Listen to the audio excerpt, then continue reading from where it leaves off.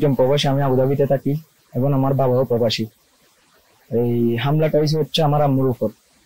আমার চাচা চুরোটা সেকান্দর আমার আম্মুর উপর এরকম ভাবে কুপিয়ে হত্যা করার চেষ্টা করেছে। আমি প্রবাসী এবং আমার বাবাও প্রবাসী। আমরা রেমিটেন্স পাঠাই, দেশে অর্থনীতি সচল রাখি। আমরা কষ্ট করে যে আমাদের পরিবারকে এখানে রাখতেছি, দেশের মধ্যে রাখতেছি, এর কোনো সেফটি নাই, কোনো সেফটি দেখতেছি না। আমি আমার আম্মুর এই কুপিয়ে হত্যার সুষ্ঠু বিচারটা আমি চাই, কিছু চাইনি।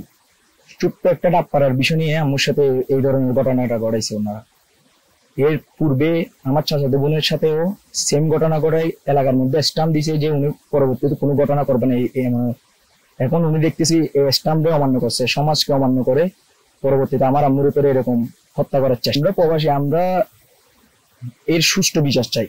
আমি আমার মায়ের সুষ্ঠু বিচার চাই, আমি এর ফাঁসি চাই। আমার পরিবার বলে কি জন্য হামলা চালাইছে আমি তো জানি না, কিন্তু কি কারণে আমাদের পারিবারিক তো কোনো দ্বন্দ্ব নাই। কিছুদিন আগে আমার ভাইয়ের মেয়ের সাথে দ্বন্দ্ব হয়েছিল সামান্য ডাবের কারণ নিয়ে। এভাবে যদি পারিবারিক হামলা হয় বাকিটা আমরা কি করব? আমি সুষ্ঠু তদন্ত বিচার চাই এবং আমার ভাইয়ের আমি ফাঁসি চাই। আমার আর কোনো কিছু বলার নাই, আপনারা যা করবেন করেন, আমি ওর ফাঁসি চাই। ও একজন খুনি। আমাকে ফোন দিছে, আমি এলাকার সর্দার হিসেবে আমাকে ফোন দিছে, এখানে একটা লোককে কোবাইছে। আমি আসি দেখতেছি যে আমি ফারুকিয়া প্রাইমারি স্কুলের ওখান থেকে আসতেছি।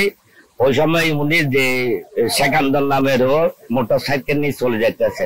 মোটর সাইকেলের উপরে একটা এইরকম একটা দাও আছে, ওইটার কোরালের মতো, ওইটা নিয়ে চলে যাচ্ছে। আমি আসি দেখতেছি যে উনি আহত। এখানে এমনি পরিবেশে এখানে ফাড়া, ফাইয়ে ফাড়া, সব জায়গায় ফাড়া। এখানে তাড়াতাড়ি আমি মধুনগর পুলিশ তদন্ত কর্মকর্তার কাছে আমি ফোন দিছি। ফোন দেওয়ার পরে এলে যোগাযোগ আছি আমি।